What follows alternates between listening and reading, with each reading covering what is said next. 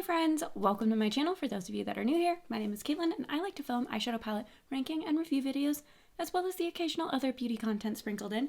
So if any of those things sound interesting to you, I highly recommend that you hit that subscribe button because I post 2 videos every single week. And for those of you that are not new here, my face is happy that you are seeing it again.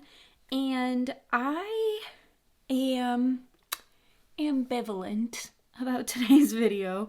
Today we are going to do a look and give first impressions thoughts on the Natasha Denona Retroglam. Oh my gosh, I'm having such a hard time speaking.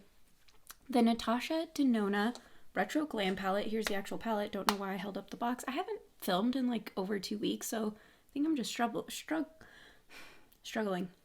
Anyways, yeah, I don't know. So, I know everybody and their mom has filmed a video with this palette so far. That's part of my hesitancy in filming and posting this because I'm like, I don't know how many people are going to actually care to see my video when there's like hundreds of videos. But I ordered this palette not off the Natasha Denona website. I ordered it off of Sephora and I got the discount on it since I ordered it during the sale. So mine got to me after everybody else got theirs. So anyways, so I'm kind of like, eh. And then my initial idea for this video was I was going to do a look, or I was going to try and recreate my favorite look with the Lime Crime XL2 to see if I could do that with this palette. And looking at the shades, I don't think I can. I don't even think there's like a possibility of it. So I'm sort of like, should I have even bought this? So anyways, those are my feelings as of right now. I have not watched everybody else's reviews. So yeah, anyways, let's go ahead, do a look with this palette, and then I'll let you know what my thoughts are.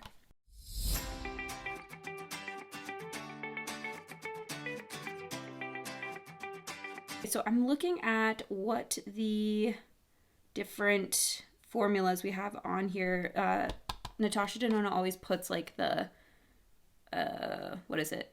abbreviations on the back. So like this top shade is 45 or 453 SM. I think that's like shimmery metallic. And then 454 metallic, 455 metallic. Then you have a cream to powder. Then you have a metallic, creamy matte, creamy matte, creamy matte, creamy matte. K. I don't know what K is. I've never seen a K one. What is that? Does anybody know? If you know, comment down below. Creamy matte, metallic, creamy matte, metallic. Interesting. So, most of these are just her metallic formula, which her metallic formula is fine. It's kind of similar to Pat McGrath, I feel like, where Pat McGrath shimmers in like the Celestial Odyssey palettes. Like those are the only ones I've tried. So where they're nice shimmers, they're nice metallics, but there's like nothing special to them. I feel like that's the case with Natasha's metallics. So it's interesting that there's really only 2 sparkly metallics, or whatever this K is. I feel like that's got to be like a topper or something, this Flutter shade. But Flutter and Flare are the only 2. Everything else is just like a soft metallic. So that's going to be kind of boring.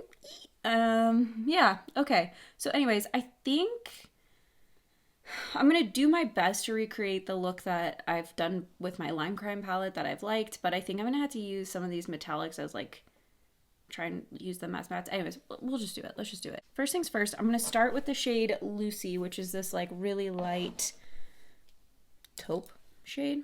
And we're going to use that in the outer corner. So how are all of you? I am so thankful that all of you still watched my October ranking video despite the visual quality issues.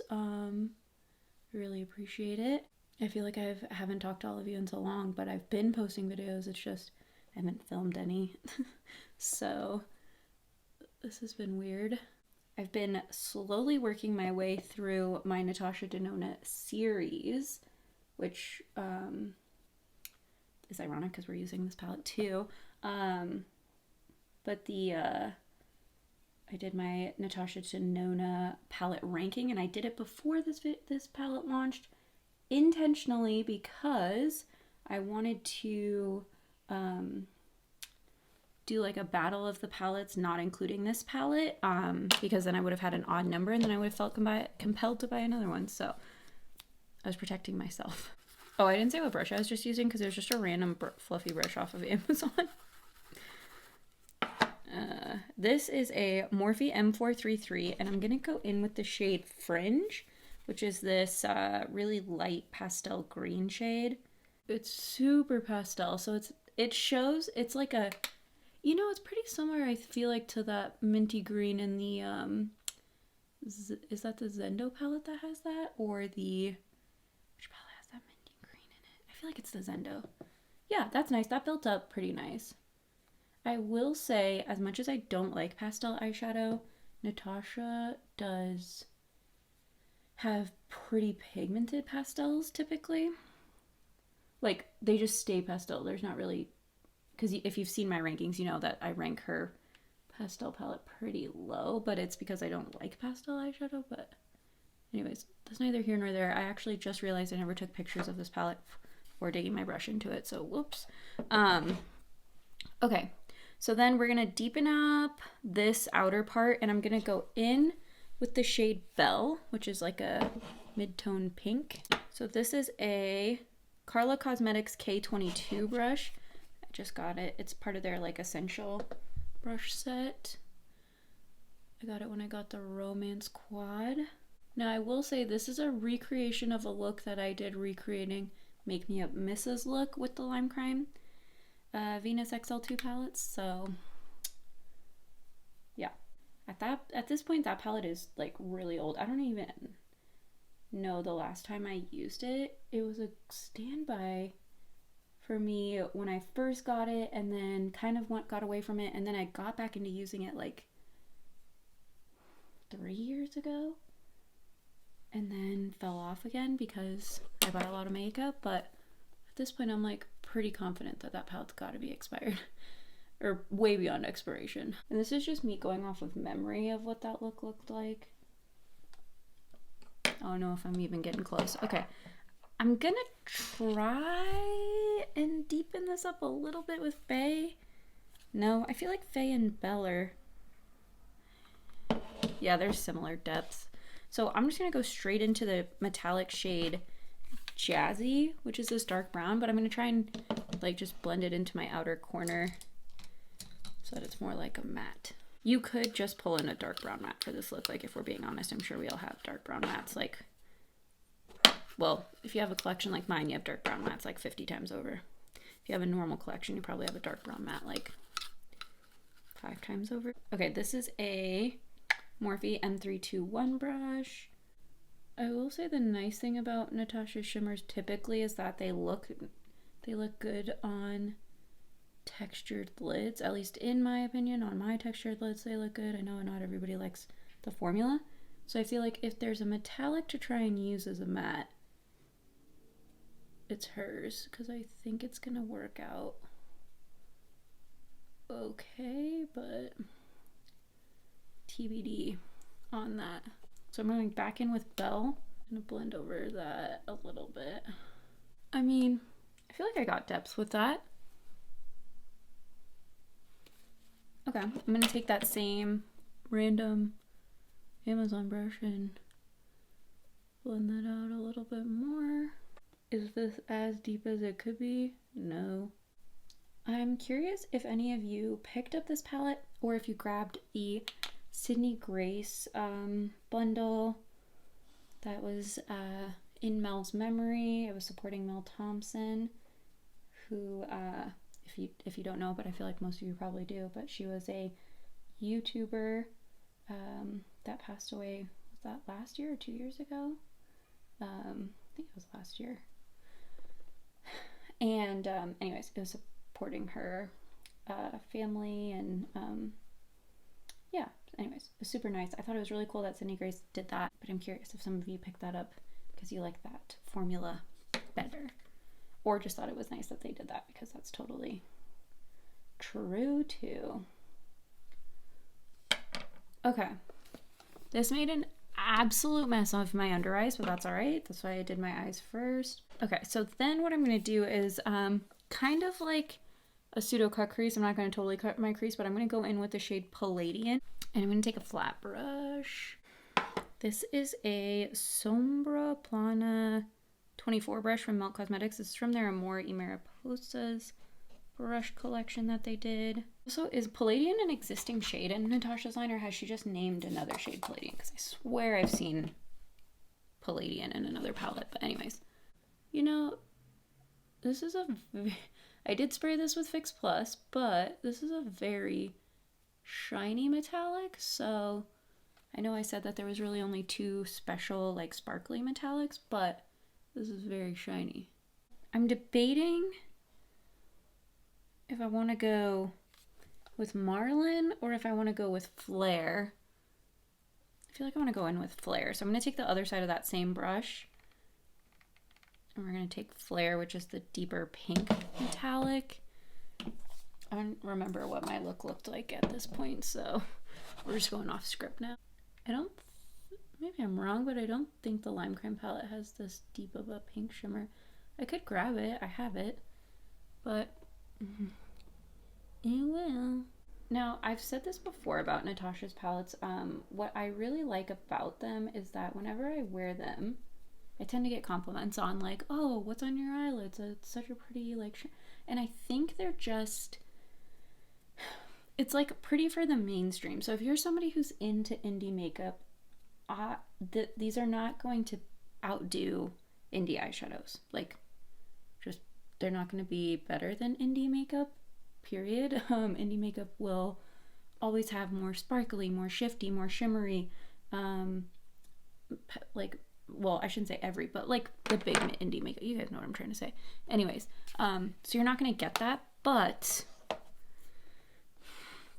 you do get just like in my opinion, a pretty like shimmer on the lid that other people are gonna be like, oh, that looks really nice. Anyways, I'm gonna take that same brush we used earlier with the shade Fringe, and I'm gonna just add fringe out here with like just a hint of green out here. That's why I intentionally kind of kept this a little bit lower. I do feel like Fringe isn't quite as light as the maybe if I mix in a little Palladian with Fringe, it'll be more similar to that shade that I used in the the Lime Crime palette. Okay, there we go. I think if I didn't still have the Lime Crime palette, I would have been much more excited about this palette, but because I have that, it felt like, what is this adding for me, you know? And that's what's making me think I probably shouldn't have bought it, but I did. I don't know, I'm just like making stuff up now. I think I'm gonna go in with a dark brown liner to do like a wing, and then in my other look, I did like a black liner and packed brown over it because that's what Make Me Up Missa did, but I think I'm just gonna go in with a dark brown liner since I have that. And then we'll come back and do the lower lash, or you know what, hold on, before we do that, let me take the shade Flutter on my finger and tap that over.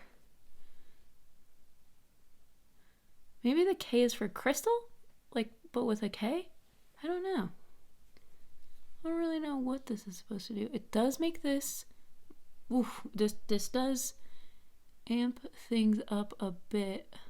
This is like this seems to be really popular in the more like high-end makeup space. Like this is kind of the toppers that were in the really sparkly glitzy metallics that were in the oh my gosh, why can't I think, the Kathleen Lights collab with Il Makiage. I literally just wore it yesterday. And then also that new Makeup by Mario palette. That's the vibes I'm getting. I was just going back in with a little Palladian to make that a little bit more green, but yeah, okay. I'm gonna do brown liner and then I'll come back and show you the lower lash line because I have no idea what I'm gonna do for it, or I'll come back with it done and explain it to you. Either way, you'll find out in 1 second. Okay, this is the finished look. I like how the look turned out. I used the artist palette. Oh my god. I used the Artist palette from Glisten Cosmetics and Rowie Singh. This is unfortunately discontinued, but I used this dark brown liner, which I think they have. It was a little bit too red, so what I did was go over it with the shade Maxi for the liner, and I think it turned out good. On the lower lash line, I did Jazzy, Evergreen, and Fringe. So I used 9 out of 15 shades, so not bad. But anyways, I do like how the look came out. The look that I did that was my favorite from the Lime Crime palette had more of a dark brown matte to it, like I said, and then I also did like a pastel green liner to like help cut the crease, so this is missing that, but I just felt like these were like softer, so they yeah, so I just didn't feel like it would fit as much. But yeah, anyways, let me know what you think of the look down below. We're gonna ignore that these lashes on this side are struggling. I don't know what happened there, but we're just gonna make do with it. As far as the palette goes, I liked the performance of it more than I thought I would, but it's not like, she doesn't have her most like special shimmers in here. I did think Palladian was nice. Flutter did make everything like a little bit more shimmery, sparkly. Flare was a nice shade, but yeah, Jazzy and Maxi aren't like the most sparkly shimmers ever, but I do think this is a nice palette, especially if you're somebody who likes like high-end makeup where it tends to lean a little bit more on the subtle side. So anyways, I really like how this look came out, and I'm not totally upset with the palette so far, but I will continue to use it and then share my thoughts in my monthly ranking videos.